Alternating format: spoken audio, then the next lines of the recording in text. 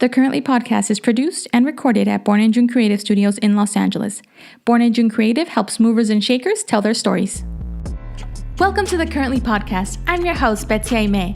We're here for a deep dive into current events, culture shifts, personal development, and social good, in conversation with me and interesting people from all walks of life. This show was created to make us think a little bit more about life's biggest questions, the world we want to create, and what this moment in time means for our generation. Let's leave the small talk behind and make sense of the now together. Let's get started.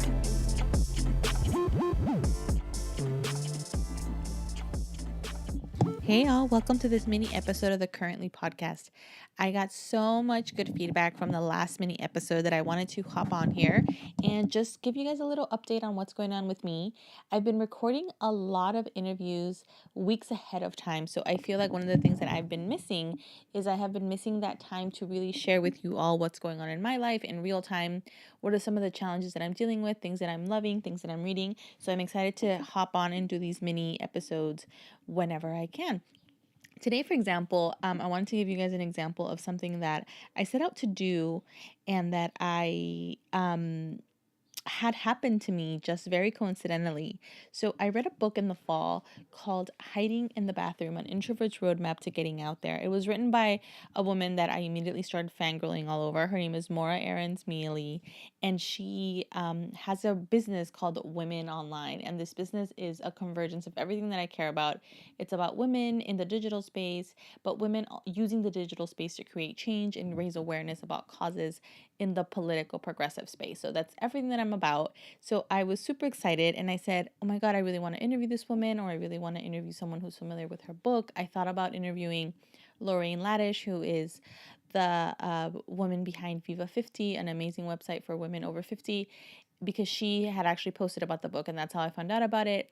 And so then I kind of just put this energy out there. I was like, I want to talk about this book. I want to interview the author. I want to know more about her. I started listening to her podcast, Hiding in the Bathroom. And then I went to Alt Summit a few weeks ago, which is a conference for content creators and people in the digital space in Palm Springs. That was in late February, early March. And I met a woman called Stacey Ferguson through my now friend Rachel, who I went to the conference with. Anyway, long story short, I ended up in the same room with Maura Aarons-Mealy, who wrote the book that I had been fangirling all over, and I had been stalking her all over the internet for a few months. And she said, oh, that's actually my friend. And I said, well, please introduce me. And so she did. And I said, I have this podcast. And, I gave her my really quick, 30-second elevator pitch, which if you don't have, you totally need to have, because sometimes when you're in spaces with these people, you have a minute to grab their attention before someone else comes to get them or they're about to go on stage. So I gave her my quick spiel about the podcast and my business and that I really wanted to have her on because I felt like she was a great guest and someone I was super interested in talking more about. And she said yes because Stacey had introduced us. So then Stacey did a follow-up email after the event because, I reminded her to do so. And I had her on the show. And so it's kind of this crazy example that I was thinking about of how I'm being a little bit less stressed out and maybe a little bit less of a chaser of things, if that makes sense. And I've been doing this using the law of attraction principles, which I talked about in the last mini episode I did. And I got this great message from one of our listeners, Nancita Carranza, who is this amazing mom and woman who does social work and is really doing some great change-making work over in the Bay Area. And she actually sent me a really cool message telling me how she really loved the episode. And we had a really cool conversation that came as a result of that episode. So, let me read you a little bit about what she wrote. She said, "Hi, Betsy. You asked for feedback about your podcast episode today. And I have to say, I love watching your Insta stories. And when I read the topic you were covered, it piqued my interest. There's a lot of content on podcasts competing for my attention, so I don't typically listen to all your episodes. I forgive you, okay?" She said, "I'm a Just Lively fan and took her course, so she's been influential. There isn't a lot of Latinas covering law of attraction out there." She said, "I started off as a skeptic of the law of attraction, but I'm convinced that I have attracted a lot of the stuff that has recently come into my life as a result. I feel like I'm finally in alignment. I look forward to your future episodes where you go over this stuff again. I also love hearing what you're reading. I listen to audiobooks. Your listeners may want to know they can have access to free audiobooks by registering their library cards to hoopla.com, that's HOOPLA, or using the app. You can download free music, movies, ebooks, and audiobooks. I thought that was a great tip that she shared with us because I didn't know about that. And I think one of the things that I really have also found, like Nancita, is that the more that I focus less on the hard effort of things and the more I focus on getting my mind in the right space, which is essentially what being in alignment means. It means being in the right mind space, the more things kind of just happen for me. And I know that sounds completely insane and crazy. And if you would have told me this a few years ago myself, I wouldn't have believed it. But I do feel like the situation with Mora, it was more about me putting out the energy, like I want to meet this person, I want to have this person on my podcast, and then life and or the universe or God, whoever you want to believe in or whatever you do choose to believe, kind of brought me into that space with her. So I thought that was like a really cool anecdote and kind of an example of how the law of attraction works. And it wasn't like, of course, I could have Googled her and emailed her myself. But in my experience, whenever you are cold reaching out to somebody, it's far less likely you're going to get in touch with them. It's I mean, you will get in touch with them, but for you to get a response, it's a lot easier if you know someone who knows someone and there's kind of a warm introduction or a warm email, which is something that, by the way, you completely should never be afraid of asking people to do a warm introduction, whether it's in person or whether it's via email. Don't ever be afraid to ask people that you know or people that you feel comfortable and trust your intuition or trust that inner voice of you that will tell you who you should ask about that and who you shouldn't. Obviously, don't like meet someone today and then ask them to do you a favor tomorrow, um unless you feel like the vibe is right, which is kind of how I felt with Stacy from Blogalicious. Like um I really felt like she was somebody that I could ask for something like that. So just wanted to share a little bit of that tidbit. What else is going on with me? I actually have been reading a lot of books. I have some cool and exciting interviews coming out. My interview with Erica Garza, the author of the book I was mentioning last week about sex and porn addiction, that was actually published in Me Too Fierce last week. I also published a great piece about things I learned about my mom, about things my mom taught me about sex, which I think is a really funny and cool piece that I'm happy to have published on the week of my mom's birthday. She turns 65 tomorrow, and she's as left. We went to brunch after. I went with my husband Joshua, and I really felt super emotional after. And Joshua and I even, I got a little bit like irrational afterwards, and I realized that it's because I was processing a lot of the emotions. On the one hand, it was really great to see so many young people out there and with their parents and really taking an active participation in democracy and in speaking out for what they believe. But on the other hand, it just made me kind of sad that we even have to have this conversation. And we went to brunch after. We went to Homegirl Cafe, shout out, this really cool cafe here in Los Angeles, on Alpha Alameda, right by downtown. Um, that actually works to support incarcerated or people who were involved in gang or affected by gang violence in any kind of way, and provide them with job training and employment opportunities. So that's a really cool place if you're ever in that area. So we went there, and there was a bunch of young people who were also having brunch there after the demonstration. And one of the girls, we, I don't know, sparked up a conversation with her, and I found myself getting very emotional because she talked about why she was there and why it was so important for her. And I told her that I was really sorry that, those of us who are a little bit older, my generation, we hadn't really done anything about it, because it made me reflect on when one of the first major school shootings of modern time happened in my lifetime was 1999, when the Columbine shooting happened.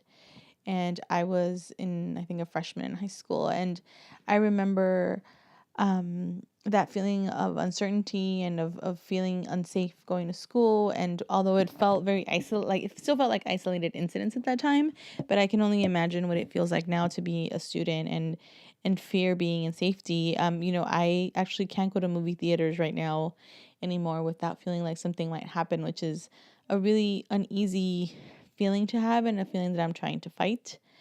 But it's unfortunately part of the reality. So I think for me, it's important to be part of those movements because I think we're in a historical time, but it brought up a conversation between Joshua and I about how we can each use our talents to be a part of the history that's happening. And we've thought a lot about the business, and we try to be socially mindful about what clients we take on, really making sure that we're taking on people who are doing, who want to make money, but who also want to do good, and who also want to be good global citizens. And so that's, was really cemented to me afterwards. It's really being mindful of who we're supporting, of who we're doing business with, and how we can each use whatever it is that we do.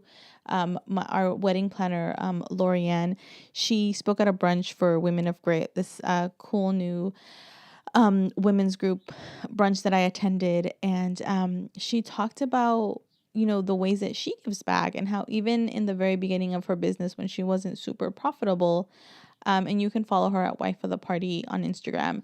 She talked about how she would always donate her time and her talents by doing 2 free events for a foundation or for a nonprofit that she felt was doing good in the world. So I think no matter what you do, there is ways of you thinking about how you can be of help, how you can be of service. And so I've been thinking about how to use this platform for good and for really highlighting people who are doing good, or how to get us motivated all to get a little bit more involved. I know it can seem like things are very bleak right now politically, and like every day there's just a constant barrage of bad news. And so I feel like really focusing on what we can do and focusing on maybe local smaller efforts actually can feel a little bit more digestible. If not, it can feel very overwhelming if we feel like we single-handedly have to change everything in Washington, or we single-handedly have to solve gun control. And I think if we've learned anything from Emma Gonzalez, who is the young woman who I think we're all in awe of, who was one of the survivors of the shooting in Parkland, Florida, and she has really taken up a stand and really put herself in the face of a movement. I know there's a lot of other people. I know there's a lot of other people of color. I know that Black Lives Matter, they've been putting their lives and their reputations on the line for a really long time, and it's unfortunate that that movement hasn't been seen in the same positive light as the March for Our Lives movement has. But I just wanted to recognize and honor that Emma Gonzalez is not the first young person who's been involved in activism lately. But, nonetheless, her and people like her, they've really, I think, shown us that one person can make a difference. Because maybe you can't change everything alone, but you can be the spark that lights a movement, whether it's, at your school, in your city, or maybe even in your own home. You can be the person who encourages other people to do good. My best friend was telling me how for her birthday last year, she did something with her boyfriend. I don't know if it was this year or last year, but with her boyfriend, she actually made meals and went out to feed the homeless. And shockingly enough, it wasn't something she felt the need to brag about on social media, because that's another thing, right? Like, it's become so ubiquitous to do a good thing and then talk endlessly about it online. But sometimes it's those quiet acts of service that can also be impactful, even if nobody knows about it. She went out and she fed the homeless, and she talked about how at first it felt a little awkward to approach strangers, but then after a while she felt at ease and a little bit more of a sense of connection to her own community by going out there and helping. So I think there's so many ways that we can help. There's so many ways that we can get more involved in really doing good in the world. And so I feel like part of what going to these marches does for me is that it makes me think about that. And so I hope that you can get involved in any way, shape, or form. I also want to shout out Feed South Central. This is a group started by 2 young, busy college women, where they actually make communal efforts to feed the homeless residing in the streets of South Central LA. And I think this is just an amazing project. And it was started by 2 young girls, no funding, no major, like nonprofit. This is just them really taking ownership of their community. And people have really responded, and the community has come out in force. So I'm pledging to think about a way that I can help. One of the things that we do each month as a business, Born in June Creative, is that we actually have standing donations to Learn, which is an organization in East Los Angeles, Boyle Heights, that helps entrepreneurs, especially works with street vendors, to try to train them on how to be entrepreneurs, how to get their permits, and how to advocate for their own rights as entrepreneurs, because we a lot of times don't think of street vendors as entrepreneurs, but that's really what they are. They're each their own little small business. And their Learn's actual mission, it's LURN, and you can actually look them up at learnnetwork.org. It's fighting poverty, building sustainable economies, and resilient communities. And so they have a lot of super cool projects. The street vendor campaign is just one of their projects, if you want to look them up online if you're in Los Angeles. And then another effort that we're giving money to is Puerto Rico. I know it's not in the news as much, but as of the last few weeks, a lot of people are still without power. They still need a lot of resources. So we have monthly donations set up to that. But that almost seems easy, right? And of course, I want to specify these donations are not huge. But even in the months when we were not really being profitable as much as we wanted to, it was still important for me that those donations kept happening. And I have a friend who says something that I love, and she says, I need a lot of money because I'm going to help a lot of people. And her business is not a nonprofit, but there's still other ways that we can really cement that idea of legacy and the idea of helping others in whatever we do for work or whatever we choose to do to make a living. Or you can have, I also have a lot of friends who have careers where they're actually dedicating themselves to making a change in people's lives. So no matter what you do, I really encourage you to think about how you can give back, how you can be a better member of your community, even if it's just, asking your elderly neighbor if she needs anything, even if it's just, offering a ride to somebody that that may need help, reaching out to people. I think that the internet has made us more connected in some ways to people around the world, but sometimes we don't even know our own neighbors. And that's something that I have some work to do as well. I do know my neighbors, but I would love to, have my son have more play dates with the neighbors. I don't even do that because I think like we're not used to connecting with people anymore in that way, especially not in big cities like Los Angeles. I feel like we can be a little bit isolated from people in that way.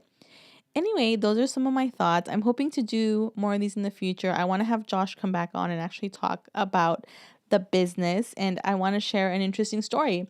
Every time I get these moments with the podcast where it feels like no one's listening, I'm not going to do it anymore.